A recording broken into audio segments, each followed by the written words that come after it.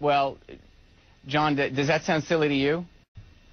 I mean, it's unrecognizable to me. And actually, no, I'll correct that. There's a small amount of people who talking about what they think Scientology is. They spread it on the internet, and then other people read it, and they think, oh, that must be what it is. Which is why I say people really should just come into the church and see for themselves, find out what it is, and then they can make their own decisions. Read a book by L. Ron Hubbard.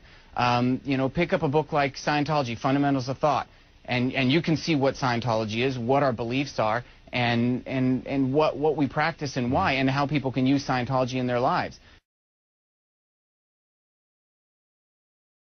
For this planet, and for this confederacy of the 21 adjacent stars and its 76 planets, the incident, too, it is a very long, involved, and complex instance, about 36 days. It starts out normally with a capture, some kind or another. Capture. And don't think of yourself as trying to run a capture of having been airy-fairying around in the air and somebody something or other and got you down with a net and all that balderdash. Because people at that particular time and space were walking around in clothes which looked very remarkably like the clothes they wear at this very minute. And the cars they drove looked exactly the same, and the trains they ran looked the same, and the boats they had looked the same.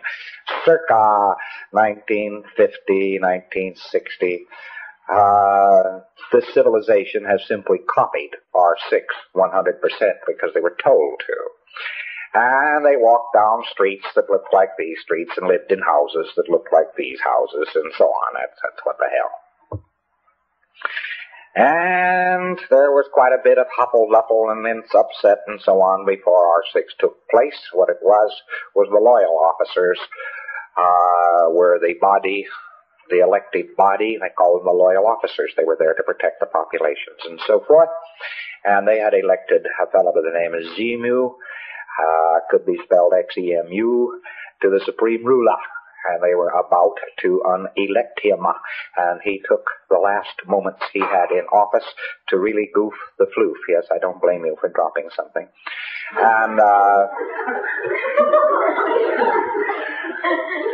he took these last moments to really upset it. He, of course, had several key birds who were close to him. He was a suppressive, banned all suppressives. He got these administrators and so on and heads of planets in various positions and places. He picked out all the cowboys in the white hat, and he got rid of them first, fast, and then troops, not knowing what the hell they were doing, but fed all kinds of false orders, were fed in against the population to pick them up, one after the other. Rat-a-tat-tat-tat-tat-tat-tat. One of the mechanisms they used was to tell them to come in for an income tax investigation. And the United States just copies income tax. They're just R6. They're a bunch of dramatizing psychotics, these guys. So in they went, and the troops started slaughtering them, and then the troops, of course, were ordered out to get a hold of certain bodies of renegade troops, which were ordered to get certain bodies of bad troops, and they shot each other up and implanted each other and wiped it out. They were making billiard balls out of these places. They were imported. They were actually, the trick was to shoot somebody, disable somebody, very often a needle into a lung, and at the same time to hit him with frozen alcohol and glycol, which preparation is guaranteed to pick up a Thetan. All he had to do was pick him up and put him in a refrigerator, and they had him, boy. As he tried to exteriorize from the body, there he was, frozen. And they threw him into collection points, boxed them up in boxes, threw them into space planes, which are the exact DC-8s.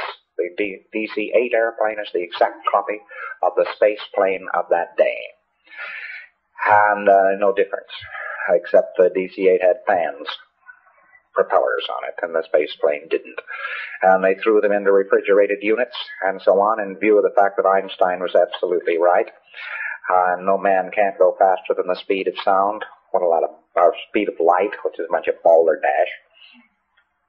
The length of time from the planet Coltis to the planet Tigiak, which is the name of this planet, was 9 weeks, and you'll see that it's many light years. Coltis is one of the planets, and is to this day one of the planets of the North Star,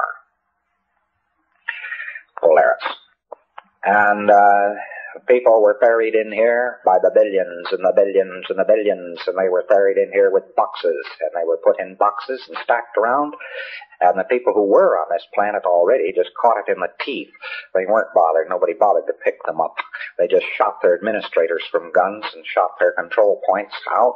And they took these people in boxes and so forth, and they dumped them, and then they set off hydrogen bombs on the top of each primary volcano there is on this particular planet.